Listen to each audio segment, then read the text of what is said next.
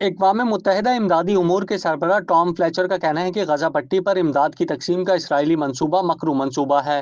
غزہ میں امداد کی صورتحال پر اقوام متحدہ کی سلامتی کونسل کا اجلاس ہوا، جس میں سربراہ اقوام متحدہ امدادی امور ٹام فلیچر نے کہا کہ غزہ میں امدادی سامان کی رسائی میں اسرائیل رکاوٹ ہے۔ انہوں نے کہا کہ 10 ہفتے سے جنگ زدہ فلسطینی علاقوں میں خوراک، ادویات اور دیگر اشیاء نہیں پہنچیں۔ بروقت اقدامات کر کے لاکھوں فلسطینیوں کو بچا سکتے ہیں۔ سربراہ اقوام متحدہ امدادی امور نے کہا کہ سخت میکینزم موجود ہے کہ امداد حماس کو نہیں بلکہ عام شہریوں تک پہنچے۔ دوسری جانب فرانسیسی صدر میکرون نے کہا کہ غزہ میں اسرائیلی وزیر اعظم کی پالیسی شرمناک ہے۔ غزہ میں 5 لاکھ افراد بھوک کا شکار ہیں۔